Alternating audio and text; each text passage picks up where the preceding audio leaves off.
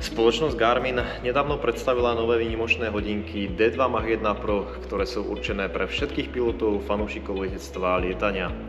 Ja som Boris, pilot a zakladateľ leteckej stránky Letectvo SRSK, vďaka ktorej sme dostali túto spoluprácu a som rád, že vám dneska môžem prezentovať úplne nové hodinky. Všetci vieme, že Garmin je lídrom na trhu v leteckej avionike. Čo vyrobí, je doslova do písmena prepracované do posledného detailu s množstvom funkcií a teraz prináša niečo málo aj do segmentu hodiniek. V podstate všetci vieme, že aj tam dominuje. Aj napriek tomu, že tieto hodinky majú veľa špecifických leteckých funkcií, sú to stále univerzálne športové smart hodinky, určené pre každodenné nosenie. Produkt na testovanie poskytol autorizovaný distribútor značky Garmin pre Slovensko, spoločnosť Conan SRO Žilina. Tak sa na ne poďme spoločne pozrieť.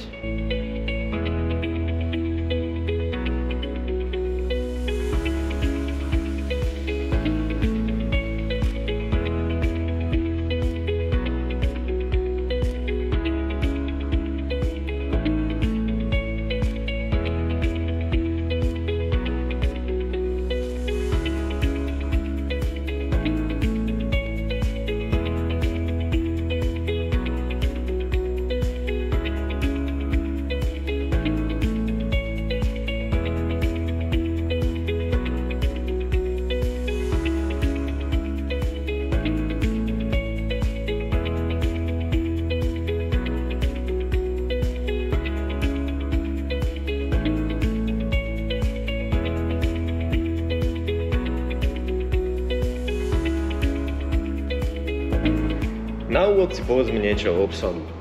Po otvorení zaujímavého prémiového balenia vás doslova dostane veľký 1,4-palcový AMOLED dotykový displej hodiniek Garmin. Ten zaručí najvyššie rozlíšenie v segmente. Dojem na mňa zanechali hlavne použité prémiové materiály s 51 mm titánovou lunetou a titánovým remienkom. Oba by podľa výrobcu mali byť odolné voči poškriabaniu. To som ja radšej neskúšal a počas našich testov som na hodinky zvolil gumený remienok, ktorý je súčasťou balenia. Ľahko sa na hodinky nasadzuje, veľmi pekne pasuje a k hodinkám je veľmi pohodlný. V balení nájdete veľmi dobre spracovaný návod na použitie, návod na pripojenie hodiniek cez váš smartfón a aplikáciu Garmin Connect, vďaka ktorej hodinky s vašim telefónom dokonale zapadajú do seba. Okrem spomenutého remienku, tá výrobca pribalil kábel na nabíjanie, mini šroubovák na úpravu a nastavenie vami preferovanej veľkosti na rámku hodiniek. Vo veľkom tele hodiniek Garmin D2 Mach 1 Pro sa nachádza aj veľká batéria.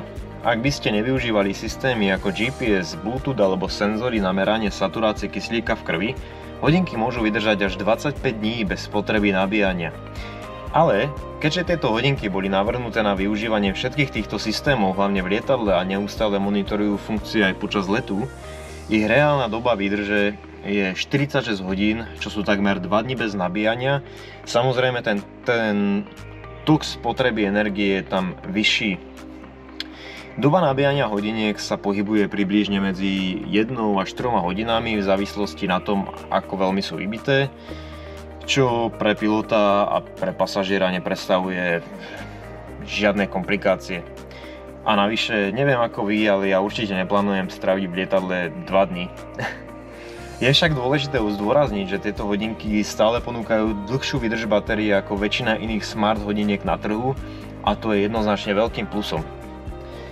Hodinky Garmin D2 Mach 1 Pro sú priam nabité inteligentnými športovými a zdravotnými funkciami, ako je napríklad zaznamenávanie behu, plávania, turistiky, lyžovania, hrania golfu a iných aktivít, ktoré už poznáte.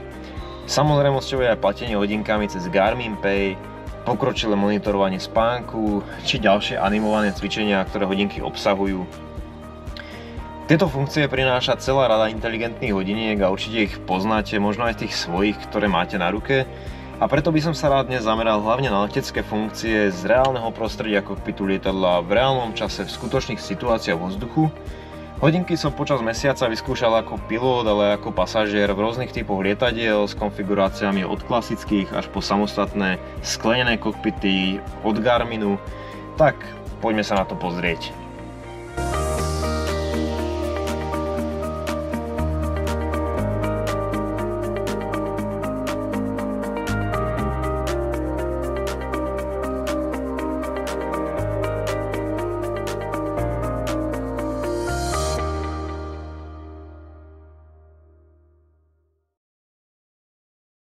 Garmin do hodiniek zabudoval vstavanú LED batériu s bielým a červeným svetlom a niekoľkými režimami nadstavovania jasu. S bielým osvetlením máte úplnú pohodu pri príprave v hangári, prípadne na večerný let bez toho, aby ste museli hľadať baterku v batohu. Červené svetlo je skvelá vec pre manipuláciu v kabine lietadla. Mať baterku vždy na ruke je skvelá vec a nikdy neviete, kedy ju budete potrebovať. Hodinky majú funkciu nerušiť, pri ktorej sa celé zariadenie prepne do obmedzeného červeného módu. Okrem pozastavenia upozornení sa hodinky vedia prispôsobiť času, čo znamená, že ak by ste náhodou zabudli manuálne prepnúť biele svetlo za červené počas dňa, hodinky automaticky detekujú, kedy je vhodné použiť červené osvetlenie, čo je veľmi praktické. Tým pádom sa vám nestane, že by ste sa napríklad pri nočnom lete v kabíne neúmyselne oslnili bielým LED svetlom, respektíve silným jasom displeja. Hodinky Garmin D2 Mach 1 Pro sa štandardne dodávajú s ciferníkom a údajom UTC s informáciou o počasí na letisku, kde sa nachádzate. Hodinky disponujú celosvetovou databázou leteckých máp. Pred samotným štartom sme si overili správnosť ich údajov. Po naštartovaní sa tradične posádkou lietadla odoberá informácia ATIS. Domovská stránka hodiniek je prispôsobená v plne leteckom režime. Dostanete tu prehľad o počasí. Pri rozkliknutí sa vám zobrazí kompletná metarinformácia z daného letiska, kde sa nachádzate. Môžem vám povedať, že celá informácia metar či TAF je na hodinkách správna a dostatočne včas sa aktualizuje. Metar je vydávaný každých 30 minút a na hodinkách ho vidíte takmer okamžite. Tu treba povedať, že nemusíte byť závislí na telefóne. Hodinky pracujú spoľahlivo aj bez neho. Pre pohodlnú manipuláciu nemusíte mať ani Garmin programy, displeje či lietadlo, funguje to úplne so všetkým. A keď vravím so všetkým, tak úplne so všetkým a všade. Na palube legendárnej Moravy to bol zaručene jeden z najmodernejších prístrojov počas letu. Sú dostatočne robustné, s dobrou čitateľnosťou displeja, ale zároveň dostatočne ľahké na to, aby vás neotravovali na ruke. Takže s údajmi a ich čitateľnosťou nebol žiadny problém. Jazd je na veľmi dobrej úrovni, aj keď vám do kokpitu svieti slnko. V nadväznosti na to vám hodinky dokážu spracovať informáciu o dráhe v používaní, sile vetra a aktuálnej hodnote vetra na každej z dráh, ktoré by ste mohli očakávať k odletu či aktuálnej teplote. Hodinky zaznamenávajú automaticky, keď ste v lietadle a vykonávate vzlet a vedia aj to, že ste po pristáti. Zabudovaní majú barometrický výškover, takže hodnotu QNH môžete zadávať buď manuálne, alebo si to hodinky automaticky stiahnu z aktuálneho metaru. Môžete si nastaviť reaching altitude, to znamená dosiahnutie výšky, kedy na vás hodinky zavibrujú. Počas letu ukazujú vertikálnu rýchlosť stúpania, klesania, ground speed, čo je rýchlosť voči zemi, aktuálny kurz, čas v UTC, očakávaný čas do pristátia v UTC, respektíve do minutia bodu, ktorý si nadstavíte. Je tu aj program HSI, podobný prístroju v lietadle, aby ste ľahko videli, či ste vľavo alebo vpravo od požadovanej dráhy letu. Čo je úžasné a pre pilotov veľmi prínosné, sú informácie o najbližších letiskách v okolí, tlačidlo Nearest Airport. Nechybajú tu informácie ani o ATZ-kách, radaroch či TMAčkách, ktorými prelietávate a o ich frekvenciách. Funguje to skvele. Pomocou tlačidla Directu si napriamo viete zadať trasu na najbližšie letisko a pomocou pohyblivých máp si viete prejsť celú trasu letu.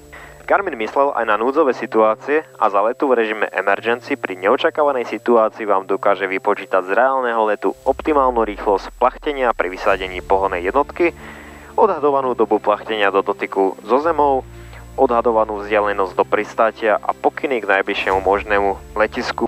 Táto technológia vôbec nie je lacná a spoločnosť Garmin si za tieto hodinky necháva slušne zaplatiť. Či áno, či nie je na vás. Počas testovania ich cena sa pohybuje na úrovni viac ako 1600 €, ale ja ich jednoznačne doporučujem. Hodinky treba vnímať ako dodatočné bezpečnostné zariadenie na palube. Ak by sa nedaj Bože niečo z prístroju pokazilo, čo potrebujete, hodinky vás vedia celkom dobre nasmerovať tam, kam potrebujete. Vytkol by som možno len pár pomalých reakcií v pohybovaní sa v mapách, kde hodinky občas primrzali. Možno to bolo teplom, možno tým, že som tam zadal viacej informácií naraz. To sa úplne v letectve nehodí, keď potrebujete informáciu okamžite mať na ruke. Mimo toho ale fungovali až neuveriteľne presne. Môžeme ich považovať za núdzové vybavenie, ktoré vám dokáže pomôcť pri strate orientácie v priestore, dokáže vám rýchlo nájsť miesto na pristáte, letiska v okolí, frekvencie, dráhy v používaní a všetko, čo som už spomínal. Ak by sa stala akákoľvek neočakávaná situácia a vy by ste na ňu neboli pripravení na predletovom briefingu, môže sa to hodiť. Ak sa ale pýtate, či by som tieto hodinky použil na lietanie VFR a všeobecnú navigáciu, tak pravdepodobne nie. V lietadle je dostatok systémov, ktoré sú prioritné, oficiálne certifikované a sú mozog lietadla a na hranie si s hodinkami nezostáva moc času. No ak by sa čokoľvek pokazilo, celá elektronika spadla a vybil sa vám mobil, nemali ste tablet, tak aj hodinky môžu byť stále dobrý a posledný zdroj záchrany a tak to treba vnímať. Vidím v nich veľké pozitívum pri príprave na let. Na ruke máte stále aktuálny metár, táv, západy slnka v danej lokalite, s tým spojené ďalšie veci.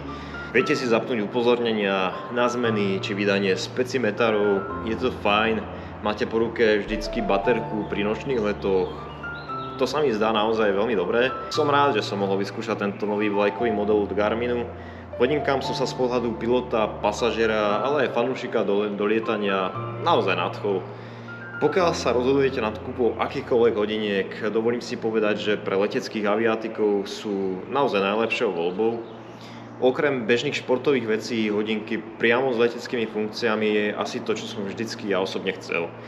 A asi to všetci poznáte, okrem toho, že si zapnete zdravotné funkcie, keď napríklad korčulujete a chcete vedieť váš tep.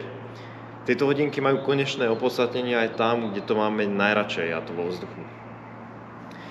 No a na záver, ak sa vám táto letecká recenzia páčila a dopozerali ste to až sem, tak budem rád za vaše kliknutie na odber, like či komentár a vidíme sa pri ďalších mojich letoch a možno niečo zase spolu vymyslíme. Ahoj!